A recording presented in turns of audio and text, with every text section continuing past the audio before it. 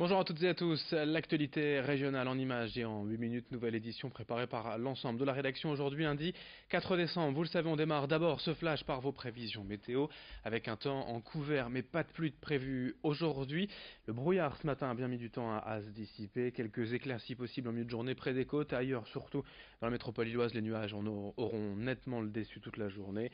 Des températures plus douces également, de 6 degrés à Lille, à 7 Saint-Omer et Le Touquet et 8 à Calais et Dunkerque. Prévision météo complète donc après ce journal. En image tout d'abord le changement de nom de la rue de Paris à Lille, symboliquement devenue vendredi la rue Pierre-Mauroy. La ville a ainsi souhaité rendre hommage à l'ancien maire socialiste, premier ministre de François Mitterrand en 1981 et décédé en 2013. La plaque de la rue Pierre-Mauroy donc a été dévoilée par Martine Aubry vendredi en présence surtout de nombreux élus de la métropole lilloise de gauche et de droite. Mais tout le monde ne semble pas toutefois apprécier ce changement de rue, notamment quelques passants qui ont protesté durant la cérémonie, puis les commerçants également, qui craignent pour les habitudes de leurs clients, les formalités administratives, bref, un préjudice selon eux pour leurs activités. Mais le devoir de mémoire était primordial pour Martine Aubry. On écoute la maire de Lille au micro de Brieux-Gorchy.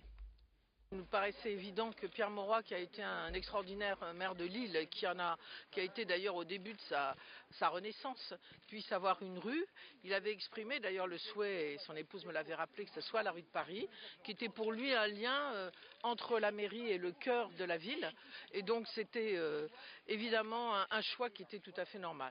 On a gardé évidemment la porte de Paris, on a gardé le nom de rue Pierre Mauroy, ancienne rue de Paris, pour que les choses soient claires. D'ailleurs, cette rue au départ ne s'appelait pas comme ça, elle s'appelait la rue des Malades.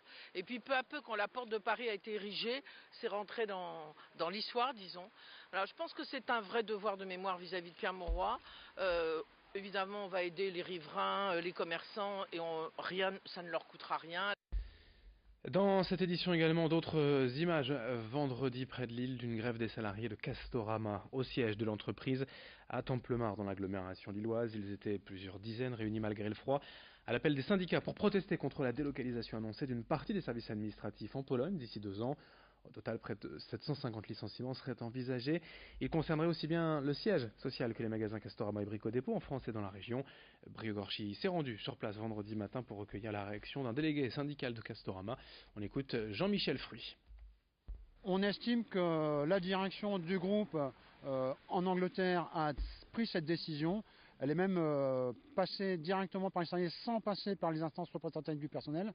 C'est pour dire le mépris qu'ils ont à l'égard et des IRP et des salariés, puisqu'ils auraient pu quand même prévoir au départ des reclassements potentiels, même si on sait que ça va être très compliqué, mais ils n'ont rien prévu. Ils ont préféré d'abord expliquer aux salariés que leur poste serait supprimé et leur emploi également. Donc c'est un profond mépris des IRP et des salariés. Dans cette édition régionale également, évoquons la lutte de l'hôpital lillois Saint-Vincent-de-Paul contre l'eczéma atopique, une maladie génétique qui touche près d'un tiers des enfants, un peu moins de 10% des adultes. Elle se caractérise notamment par une peau sèche, des plaques rouges, des démangeaisons. 2 fois par mois, l'hôpital organise donc des journées d'information et de sensibilisation. Déjà pour apprendre aux parents à savoir déceler les premières traces d'eczéma et puis pour le traiter le plus efficacement possible. Pour les médecins à l'origine du projet, les traitements à base de corticoïdes sont efficaces et sans effet secondaire, mais ils souffrent pourtant depuis des années d'une image négative auprès des parents. Pour participer à ces journées d'information, renseignez-vous sur le site internet de l'hôpital Saint-Vincent et écoutez les explications de ce médecin recueilli sur place par Alexis Tessier. Pour sensibiliser les parents, donc on leur montre déjà les premières lésions d'eczéma qu'il faut traiter précocement et on leur explique que les crèmes corticoïdes ne passent pas dans le sang, n'entraînent pas d'effets secondaires et on leur montre également comment les appliquer. Il y a des ateliers pratiques où on leur montre comment appliquer les crèmes corticoïdes. Donc on les revoit à distance pour évaluer l'eczéma de l'enfant et leur corticophobie et c'est vrai que les 3/4 voire plus des patients sont satisfaits et il y a une très bonne amélioration de l'eczéma.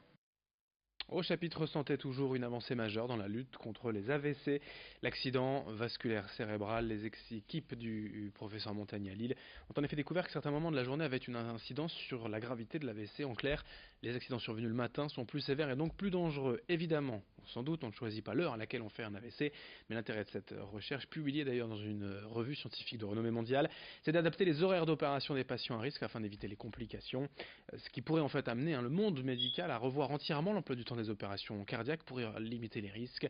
On peut aussi imaginer un médicament qui ferait croire au cœur qu'il est un autre moment de la journée, non pas le matin, pour éviter ces AVC. Explication au micro de Vincent Vieillard.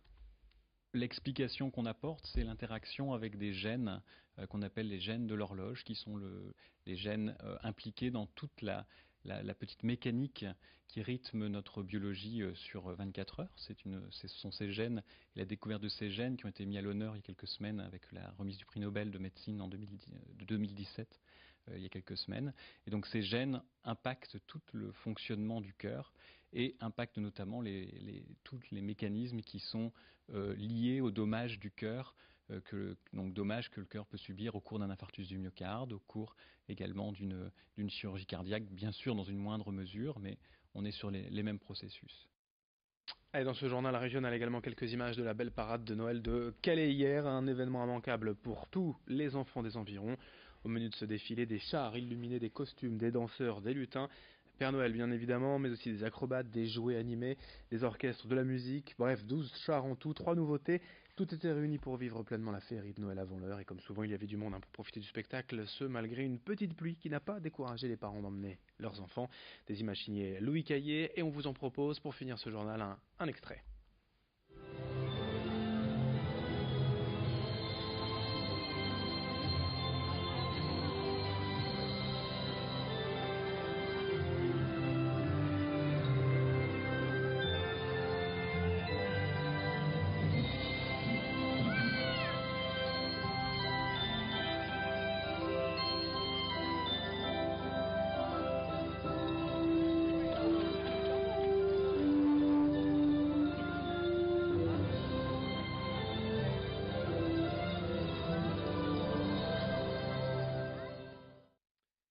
Et puis pour terminer cette édition, notez la parution d'un nouveau magazine Visite Winter dans la région du groupe Visite. C'est le hors-série de l'hiver sur la métropole lilloise au sens large, mais aussi Opale et Flandre, un magazine qui met en avant notre région et qui célèbre les magies hivernales avec des illustrations spéciales pour créer vous-même vos cartes de Noël, les décorations de table, des reportages notamment au Touquet, des idées de balades hivernales. Voilà pour ce Visite Winter fraîchement paru.